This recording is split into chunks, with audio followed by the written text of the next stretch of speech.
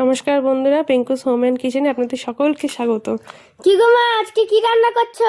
দেখ না, আজকে আমি লাউ দিয়ে ঘন্ট করব আর লাউ দিয়ে ডাল করব। বন্ধুরা, প্রথমে কড়াইতে আমি তার জন্য সামান্য তেজপাতা, শুকনো লঙ্কা আর সামান্য জিরে আদা দিয়ে ফোড়ন দিয়ে দিয়েছি। তারপর লাউগুলোকে আর কি যে করছো? ডুম ডুম করে কেটে রেখেছি, তুই শোন না, আমি তো বলছি, একটু মনটা দিয়ে শোন। সেই ডুম ডুম করে লাউগুলো যে কেটে রেখেছি সেইটা আমি ওই ফোড়নের মধ্যে দিয়ে ভালো করে নুন হলুদ দিয়ে নেড়ে চেড়ে নিয়েছি। আরেকটা কড়াইতে আমি সামান্য ফোড়ন দিয়েছি, তেজপাতা, শুকনো লঙ্কা, জিরে আদা দিয়ে মুগ ডাল দিয়ে দিয়েছি। মুগ ডালটাকে আমি ওই ফোড়নের মধ্যে ভেজে নিচ্ছি। এদিকে আমার লাউ দিয়ে যে ডালটা তৈরি করেছিলাম সেটা আমার মোটামুটি প্রস্তুত হয়ে গেছে। ওপর দিয়ে ধনেপাতা ছিটিয়ে আমার ডাল একদম রেডি। বাবা, তোর ডাল একদম রেডি হয়ে গেছে। ঠিক আছে মা। অন্যদিকে আরেকটা কড়াইতে যে আমি ফোড়ন দিয়ে রেখেছিলাম সেটার মধ্যে আমি লাউগুলোকে আলু ভাজার মতন লম্বা লম্বা করে কেটে নিয়েছি।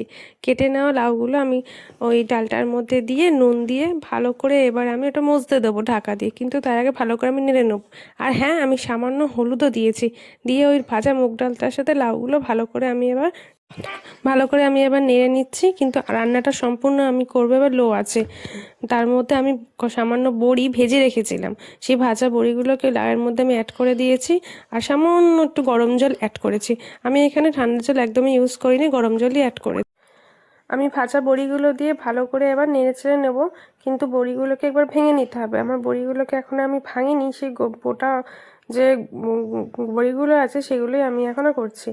এবার আমি বড়িগুলোকে আস্তে আস্তে খুন্তির সাহায্যে আমি বড়ি একদম গুঁড়ো গুঁড়ো করে নেবো। বাবান, তুই রেডি তো? মোটামুটি কিন্তু হয়ে এসছে। হ্যাঁ মা। চলুন বন্ধুরা, এবার মোটামুটি হয়েই এসছে লাউটা। আর লাউটা আমাদের খুব কচি লাউ, তো